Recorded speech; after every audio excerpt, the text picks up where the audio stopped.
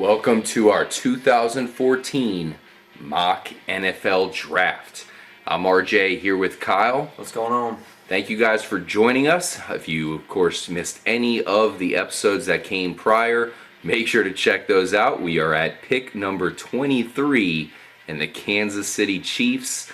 So let's get right into it. I think that they're going to draft Odell Beckham, a guy that just got off of Kyle's board. He had them going to the Philadelphia Eagles the pick prior, but I think they're going to pick Odell Beckham, the best wide receiver available. Kansas City needs some weapons for Alex Smith. I mean, they have Jamal Charles. They gave a lot of money to Dwayne Bowe, which he really didn't, give his end of the bargain last season. He had a great playoff game. But I think Bowe would benefit from just another stud wide receiver being put on the opposite side of him. Odell Beckham, I'm sure I speak for you as well. I mean, I'm extremely high on this guy. He's one of my favorite wide receivers in the draft. He's actually my number 4 rated wide receiver overall, over guys like Benjamin, Jordan Matthews. So I like this guy a lot. I think he would be a great weapon for Alex Smith just because of his style. Alex Smith is not a guy who's going to bomb it down the field. He needs those guys who are going to catch it and get yards after the catch. And I'm telling you, Odell Beckham, that just sums him up perfectly. He is a run after the catch kind of guy. Yeah. He'd be a perfect fit there in Kansas City. What are you thinking for the Chiefs? Well, I also have them going receiver, and it looks like we have flipped picks here. I had Brandin Cooks going to him here at this selection. I think Brandin Cooks would be a good complement receiver to Dwayne Bowe. Dwayne Bowe is your kind of possession guy. Goes over the middle, makes the catches that you need. You get a guy like Brandin Cooks who can stretch the defense. Mm-hmm. Guess who else that's going to help? That's also going to help Sir Charles, who's going to have a field day if the safeties are having to play 20 yards off the ball because there's a guy on the other side, the receiver, Brandin Cooks, who's going to fly past him. Guy ran the fastest time in the 40 in the combine, and he's got a great head on his shoulders. He was one of my early favorite receivers. I've heard some stuff about him having trouble getting off the line of scrimmage, which for the first season, that's going to affect him. I think it's something, all NFL receivers get better at over time, and I think he will too. But I think he's going to have a little harder start, kind of like how Tavon Austin was last year. Another fast guy, but, kind of small, had trouble getting off the line of scrimmage. And, you can't get off the line of scrimmage, you ain't going to catch too many balls. Yeah, that's for sure. So you have them taking a wide receiver as well. So I think it's pretty obvious they do need some more offensive help. Their defense is pretty good, and I'm sure they'll get some good help on that side of the ball as well in the second, third, fourth rounds. But as far as the first round is concerned, I think we're all looking at an offensive weapon to help Alex Smith and Jamal Charles out. Yep. Let's move on to pick number 24, the Cincinnati Bengals. This is a team with a great defense and a pretty damn good offense, one of the best offensive lines in football. Yeah. And A.J. Green is probably second to Calvin Johnson as far as the best wide receiver in the league. So what are they going to do? Are they going to get some more defensive help just to make sure that defense is, one of the best in the league? Oh, for sure. In my opinion, what they're going to do is they're going to give more help to Andy Dalton because this is the guy they're kind of stuck with.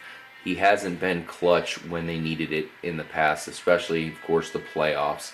So what I think they're going to do, in fact, I think they're going to draft a wide receiver, but they're going to look at the format and they're going to see that Odell Beckham is off the board.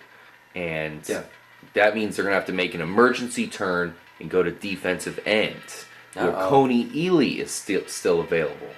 You see what I'm saying? I mean, this guy should not be available this late. This is a very highly touted defensive end, the best defensive end other than Jadeveon Clowney, of course. And not counting Khalil Mack for the teams that do want to turn him into a defensive end. I think he's available. He would make a hell of a pickup to replace Michael Johnson, who left to the Tampa Bay Buccaneers. So basically, I think they're going to be looking for wide receiver for this pick.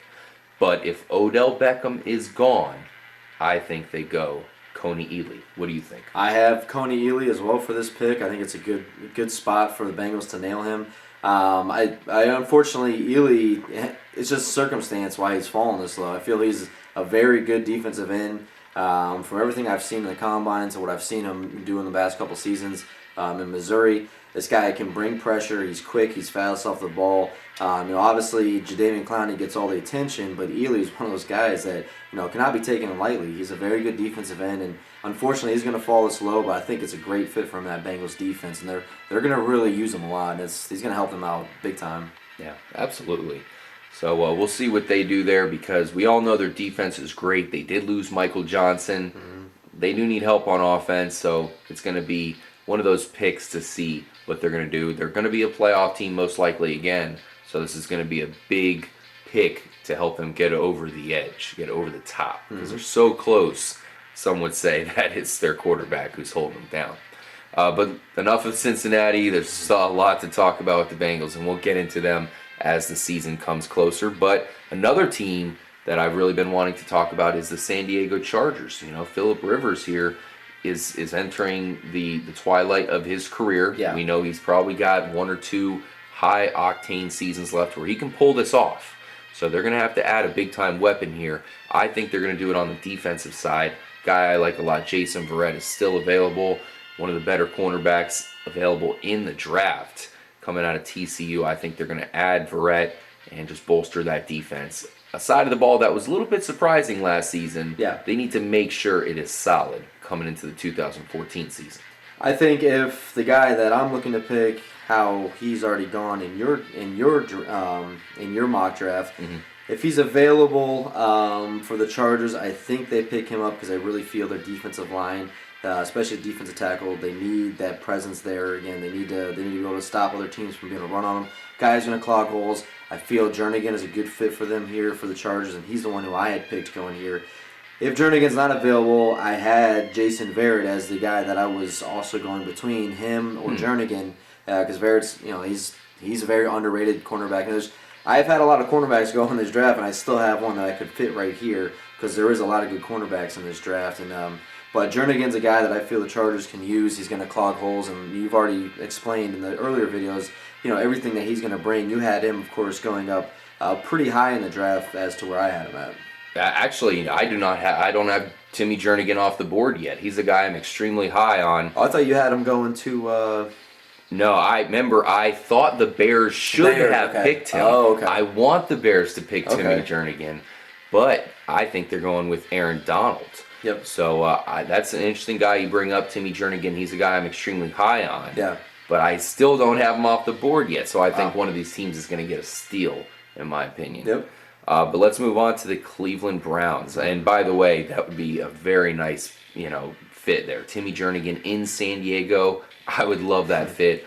But I think their cornerback is just... last year they were starting Richard Marshall. Yeah, they definitely need a cornerback, and Jason Verrett's the perfect fit for him as well. Mm-hmm. Yeah, I'm very high on Verrett. 25th overall pick. That's money. Yeah.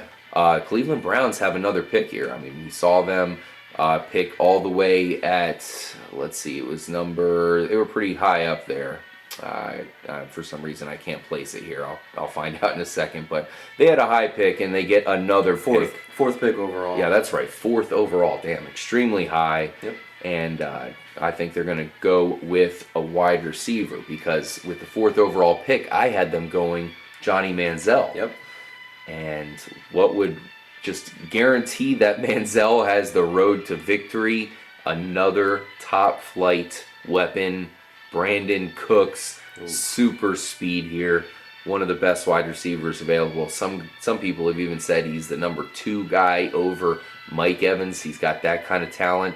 Can you imagine? You got Johnny Manziel, you got Jordan Cameron, you got Joe Thomas as well, some other, Alex Mack, some other studs on the offensive line, and you got Josh Gordon. So all of that, you add in Brandin Cooks, one of the fastest guys who will be in the NFL, one of the fastest wide receivers. That's going to make for a lethal combination. Yep. What do you think the Cleveland Browns are going to do? In my mock draft, I had the Browns filling that void of the other receivers position with Sammy Watkins because he was the best player available, and the Browns get away with a steal with him.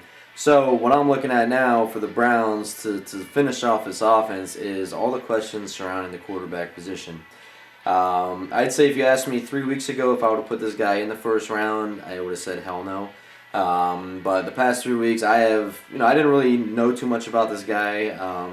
looking at some of his film, some of the stuff he's accomplished in college, and then everything from the scouts in the NFL and how well they're talking about this guy.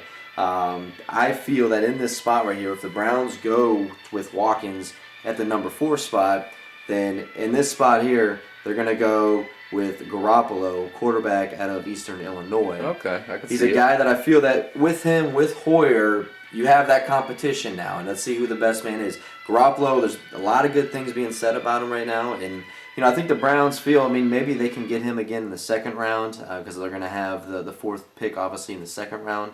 But I feel that, some of these other quarterbacks might want to snatch up, like the Texans. They're obviously going to have the number 1 pick of the second round. Mm-hmm. If I had him going Clowney, you had him trading down, so they're going to need a quarterback as well. And in my draft, all the other good quarterbacks are gone, and Garoppolo, he might find himself slipping into that late first round. Yeah, good point. In your scenario where they don't get a quarterback, that would be certainly the spot to do it. I've heard a lot of people say that. And, who knows, maybe Bridgewater's available. We both kind of had a surprise landing spot for Bridgewater in Arizona.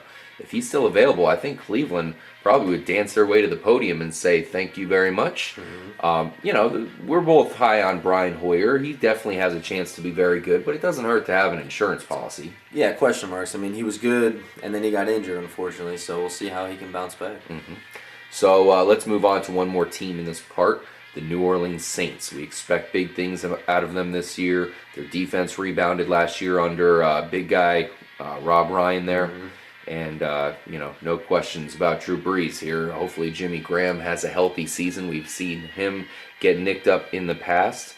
But the bottom line is I think they'll look at defense to just make sure to sum it up. I think that they're going to pick outside linebacker Ryan Shazier. Really popular guy. People seem to be high on this guy, and his popularity is just growing and growing. And how do you? That would just be an excellent fit there in that system. I agree. And in the very first mock draft that we did it before free agency and everything, even before the combine. And I had been talking a lot about Ryan Shazier from the stuff that I heard. Actually, I think it was like the first weekend of the combine we started, because I remember watching the combine and seeing Ryan Shazier, and everyone was talking about Khalil Mack and Anthony Barr and how good they were. I tell you what, on a lot of the drills that they were doing and stuff, Ryan Shazier made them look, like they were not even close to as good as he was. Mm-hmm. That's a small part. Obviously those guys have done on the field solidifies them going early in the draft. But I like him. I always feel Ohio State's always good at putting out, competitive linebackers, smart linebackers. I feel that's what he's going to bring to the Saints. He's going to be a beast on that outside for him, and like we were saying, Peyton and Ryan both want to have a solid linebacking crew. They want guys that are going to fly around, make plays, and light people up. Obviously the Saints like guys that are heavy hitters, as we've seen in the past, and I think Shazer's a perfect fit for him. Mm-hmm. Absolutely, that'd be a hell of a pickup there. The Saints, I think they need a good linebacker or a good offensive line in this spot. So a guy like Morgan Moses would fit as well. For sure.